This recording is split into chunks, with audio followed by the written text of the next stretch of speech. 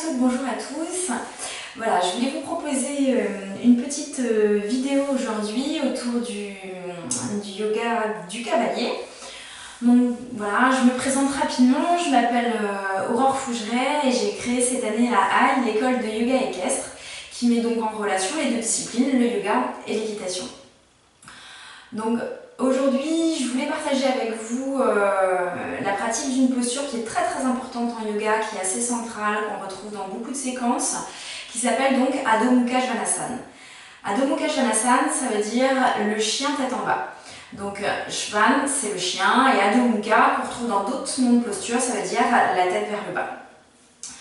Voilà, donc cette posture, elle est intéressante parce qu'elle va vous permettre d'étirer des muscles que vous n'avez pas l'habitude d'étirer quand vous êtes à cheval. Donc c'est un petit peu une contre-posture de votre posture habituelle de cavalier. Donc voilà, déjà ça quand tout va bien pour vous à cheval. Et puis surtout, si vous n'avez pas été à cheval depuis un petit moment, je pense que c'est intéressant de pratiquer cette posture, Adho Mukha Svanasana, pour voir un petit peu où vous en êtes dans l'orientation de votre bassin et la capacité à étirer, à donner de la longueur à votre dos. Donc je vous propose de vous montrer comment on peut préparer cette posture, comment on la pratique de manière finale. Et voilà, je vous invite à observer et ensuite à pratiquer. Alors, je vais me mettre de profil pour commencer. Donc, vous allez pouvoir vous mettre à genoux, écarter les deux genoux de la largeur de votre bassin, au moins. Et bien étirer vos bras vers l'avant comme ceci, au moins la largeur de vos épaules, si ce n'est plus. Ça peut être un tout petit peu plus. Voilà, vous revenez à quatre pattes. Et donc, le chien tête en bas, vous retournez vos orteils. Et sur une inspiration, vous montez votre bassin vers le haut. Et pour commencer, pour préparer la posture, vous pouvez garder les genoux fléchis. D'accord? Donc, si vous observez mon buste et mes cuisses, l'idée de cette posture, c'est que l'abdomen reste tranquille et que vous puissiez rapprocher votre abdomen de vos cuisses. D'accord? Voilà, vous pouvez revenir quelques instants. Et on va de nouveau pratiquer cette posture. Et cette fois-ci, je vous invite de nouveau à observer avant de pratiquer, pour voir un petit peu les enjeux de la posture dans Adho Mukha Svanasana. De nouveau, vous pouvez donc prendre cette longueur-là. Voilà, vous retournez vos orteils. Et sur une inspiration, voilà, montez bien votre bassin vers le haut. Voilà, gardez les genoux fléchis. Et en gardant les genoux fléchis, vous allez bien orienter vos deux ischions, les os des fesses, vers le ciel. Ok? Voilà, pour le moment, les jambes ne sont pas encore tendues, mais déjà, voilà, observez ce qui se passe sur vous ou sur moi quand vous arrivez à orienter vos ischions, voilà, vers le haut.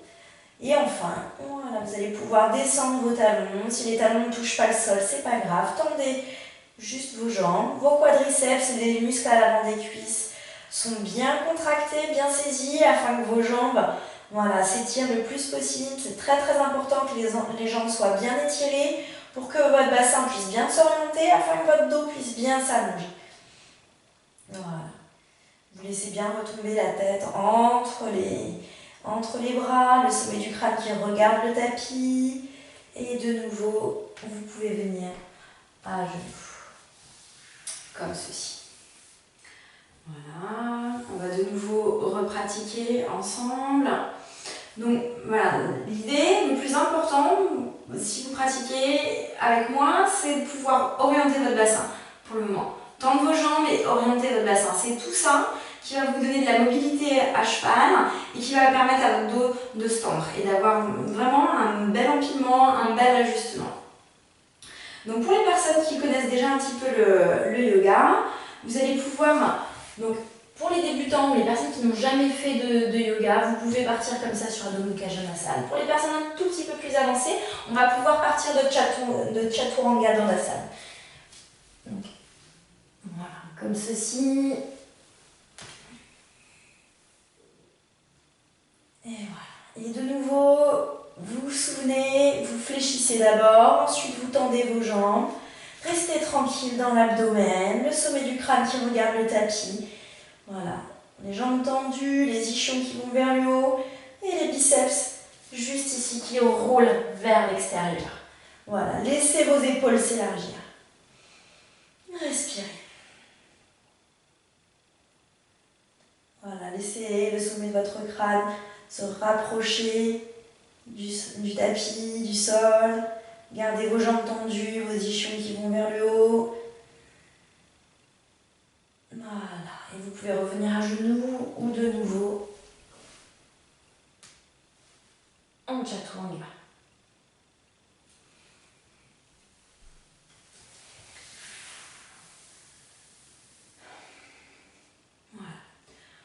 On va pouvoir pratiquer une dernière fois Adho Mukha Svanasana. Cette fois-ci, je vais me mettre en face de vous. Vous voyez un petit peu l'alignement, comment le bassin peut monter.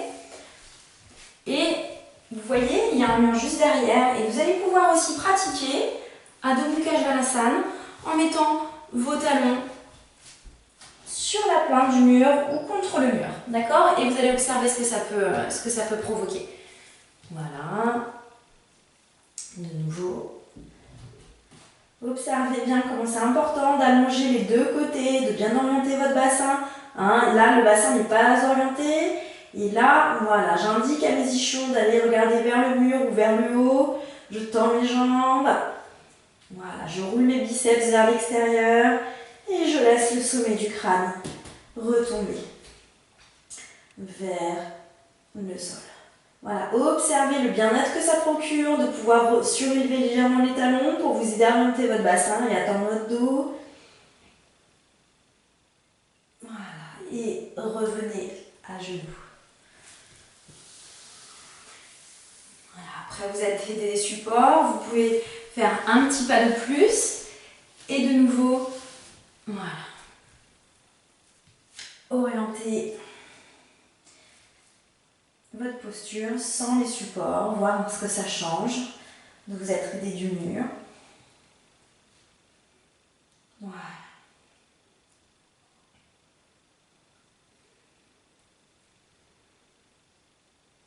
Et de nouveau, revenez à genoux ou bien en chaturanga dans la salle.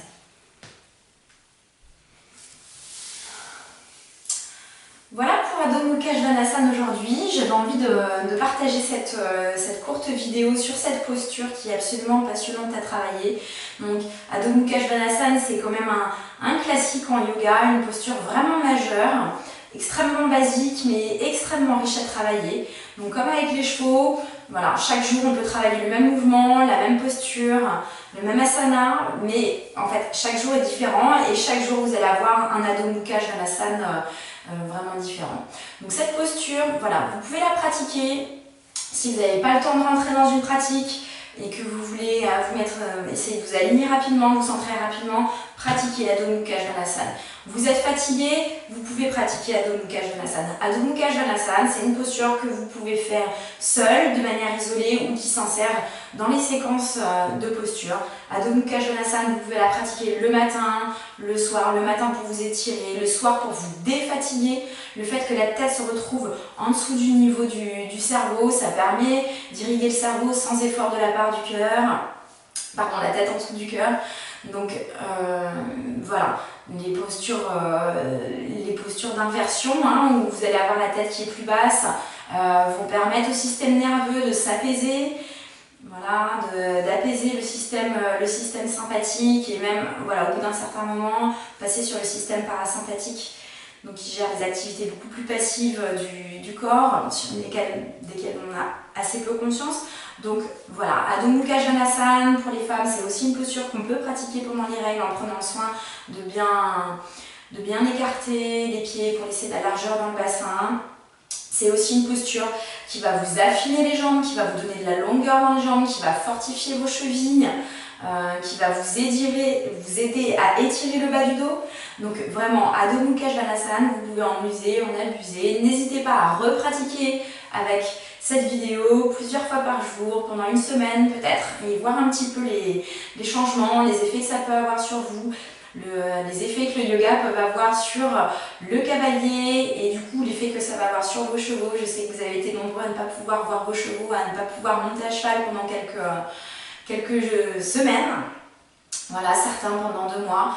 Donc la pratique du yoga du cavalier, c'est ce qui vous permet aussi de rester en forme quand vous ne pouvez pas voir votre cheval et que vous vous remettez à cheval après un certain temps d'arrêt. Donc voilà, moi c'est ce qui s'est passé il y a quelques années avec mon premier cheval. J'ai pas pu le monter pendant 1 mois et demi et voilà, j'ai pratiqué le yoga et j'ai eu des belles surprises en me remettant à cheval.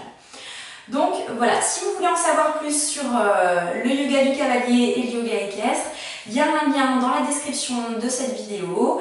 Il y a un lien aussi dans le post Facebook, voilà, où vous pouvez laisser votre adresse mail et je vous enverrai, pour ceux que ça intéresse, toutes les infos sur le programme de yoga du cavalier en ligne, avec aussi un bon de réduction de 20 € sur le programme de yoga du cavalier qui est valable jusqu'à la fin du confinement, jusqu'à lundi en fait. Voilà, merci beaucoup pour votre attention et n'hésitez pas à partager cette vidéo et surtout pratiquer Adho Mukha Svanasana. C'est vraiment une posture que tout le monde peut faire, que tout le monde devrait faire et qui est vraiment facile à réaliser mais qui voilà, peut vous donner du travail pendant des années et des années. À bientôt, merci.